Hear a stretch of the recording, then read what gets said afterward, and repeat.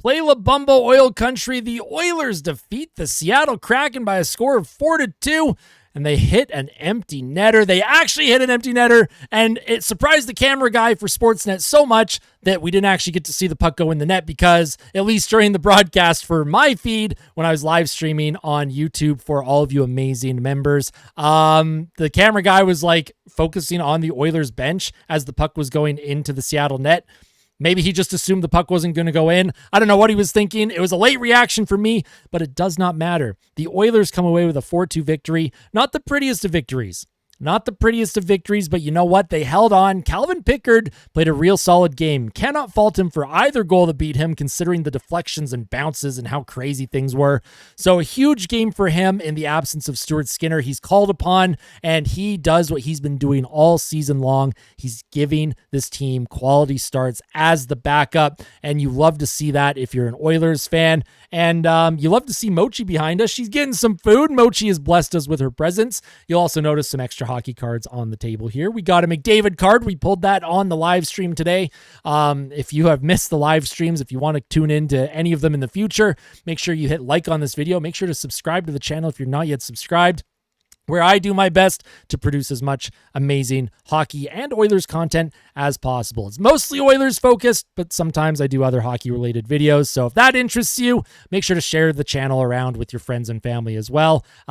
We got amazing vibes here, an amazing community, probably the best and most positive community on YouTube. So I just want to give a big shout out and a thank you to everyone before I talk about this game. But let's talk about this game. We're going to take a look at the advanced metrics here, and then I want to talk about Corey Perry, and then I'm just going to talk about the game as a whole, the ebbs and flows of this one. Kind of a wacky game, a very uneven game, a lot of puck bounces. It felt like a preseason game where a lot of passes just weren't very crisp, a lot of bobbling pucks. But at the end of the day, the Oilers find a way to win. They leapfrog Vegas for first in the Pacific Division. If we go on Money Puck, don't take this as like gospel, but Money Puck has the expected goals in all situations at 2.8 to 2.75 in favor of the Seattle Kraken tonight, which includes the empty netter. Apparently that empty net goal for Ekholm had a 1% chance of scoring, so you absolutely love to see that. In terms of individual players, few players on Edmonton struggled, but we're not looking at that. I do want to look at the ice time and the points. Connor McDavid back in the lineup after his suspension. He had a goal. Mattias Ekholm with a goal and an assist. Janmark with a goal. Finally, I didn't even mention Mattias Janmark. He scored on a goalie for once off a shot from Connor Brown. It went off of Janmark's arm. Janmark still does not have a goal where he shoots the puck off of his stick into a net. But for all the talk about Janmark, all the talk about who should be in the lineup, who should be out, why is Jeff Skinner not in the lineup? Mattias Janmark, Connor Brown, they did produce tonight. Did they play amazing? No. But their penalty kill was very solid. The Oilers were 4 for 4 on the kill. Huge difference maker in this game. And probably the story of the game. Seattle had a late 5-on-3 in the first period. We're going to break down this game from the top here. Tolvanen made it 1-0 early for Seattle. 3:37 in, the Oilers could not convert on their own power play. Puck comes through the neutral zone. Bit of a 2-on-1 here. Connor Brown did a good job defensively initially, but then the puck comes back in front. Weird rebound in front. Brett Kulak tried to take his man out. They did challenge for goal interference. I thought it was a tough challenge from Chris Knobloch personally. I'm not sure if I would have challenged that, knowing historically how many of those calls don't go Edmonton's way. Yes, there was contact on Pickard. Yes, Brett Kulak did kind of shove the Seattle Kraken into the net. Was it enough contact where I thought they could have called it back? Yeah, but there was also enough contact by Kulak where I understood why the argument would be, well, the call on the ice is a goal, hard to overturn it.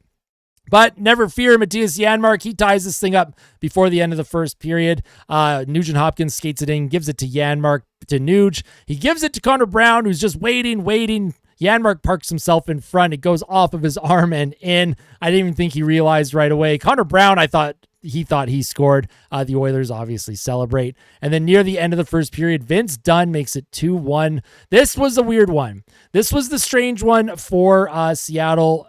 Evan Bouchard could not come up with it. Bit of a giveaway. Comes to the point. Dunn shoots it. Now, what made this goal weird was it went off of McDavid's stick or his foot or whatever, and then it flew towards, and then about 10 feet in front of Calvin Pickard, it hit the ice and then bounced over Calvin Pickard's shoulder. absolutely nothing Calvin Pickard could do. And if I see anyone complaining about Calvin Pickard on that goal when I go on social media today, I'm not going to be a big fan of that, because you can't blame the goalie for every single gosh darn goal that goes against. Sometimes the other team gets lucky. I consider that a lucky one. Seattle had a 5-on-3 at the end of the first. They did not convert, and then they did not even get a shot in the second period before Connor McDavid, after the Oilers make the kill, top line goes out. Ekholm, he finds McDavid. Draisaitl skates it in. McDavid 2-on-1. He tries to shoot it off the pad to Hyman for the rebound, but it comes back to McDavid. He puts his own rebound in. He scores, coming back from that suspension. You love to see that. 2-2 game. And then Corey Perry. I broke this down on the live stream. This is the most hysterical beer league goal I've ever seen in my life. Corey Perry steps onto the ice. I have to pause this. We have to talk about Corey Perry's goal. This is the funniest goal I've ever seen. Corey Perry off the bench. What should he be doing? Right? You see him, he's at center. He should be skating into the defensive zone to get into his positioning, right?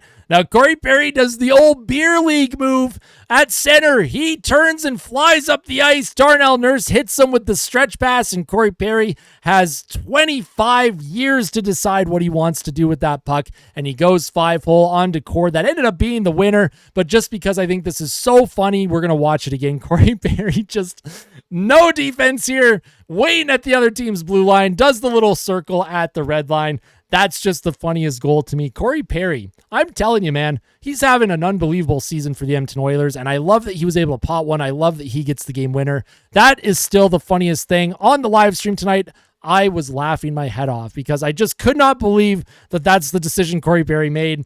It ended up working out. I love those just beer league type plays. Corey Perry skates like a beer leaguer too. That's how slow he is. And then Mattias Ekholm, he gets the empty netter, shoots it from all the way in his own zone, 200 feet. The Oilers were struggling. They couldn't get possession to save their life. Ekholm grabbed it. He threw it down the ice. It goes off of Dunn all the way down into the right side of the net. And the Sportsnet broadcast team just didn't show it for some reason. They just didn't show the puck going to the net. Thank you to whoever is at Sportsnet. What a great camera guy. No offense. I'm sure that job is very hard. I like to pick on Sportsnet a lot because I think their broadcast sucks. It lags all the time. So that's probably the only negativity you're going to see from me on this channel is making fun of Sportsnet. In terms of overall play in this game, before we close things out, do I think the Edmonton Oilers deserve the win? Sure. Do I think they can play better? Absolutely. And do I think they have to be better against Detroit and especially against Toronto this weekend? 100%. Seattle struggles to score goals. Calvin Pickard played strong. There were opportunities for both teams to break this game wide open. Neither of them did.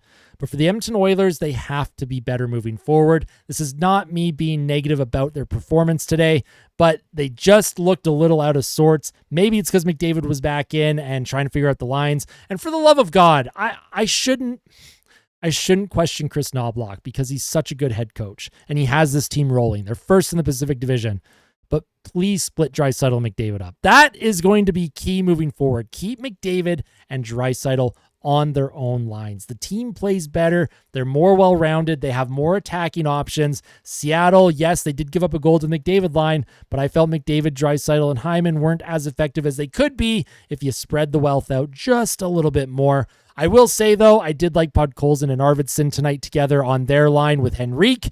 Arvidsson had a couple good looks. He just wasn't able to get shots through. A couple bad giveaways, too. Evan Bouchard tonight, not a great game in my opinion. I love Bouchard, but I'm going to call out his game tonight. Just not good. A lot of giveaways. Just got to shore that thing up.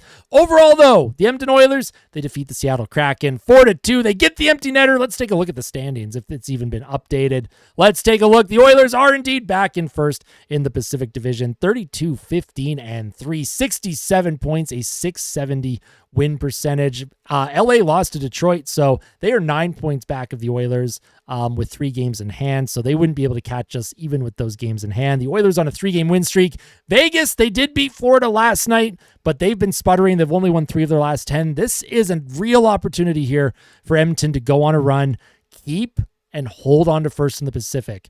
They have not won a division title since I think 86, 87, and I think giving themselves the best chance at home ice advantage throughout as much of the playoffs as possible is going to be key. Too many times they start on the road and you want your home ice matchups. I know it's only the end of January, but we are talking about the playoffs now. We are talking about home ice advantage because this is important to me. It's important to me. Maybe it's not important to you guys watching at home. For those of you who are watching at home, thank you all so much. That is it from me. That is the post-game fan reaction here from yours truly, Austin Hockey. If you enjoyed the video, make sure to smash that like button. If you really liked it, make sure to subscribe. Tell all your friends and family. Spread the word that Austin Hockey is the YouTube channel to go to for Oilers and other hockey-related content. We are building an amazing community. The community that we currently have built is amazing. So thank you all so much for tuning in. We'll see you in the next one. Tell someone that you love them before you go to bed tonight. And as always, fight like a kid.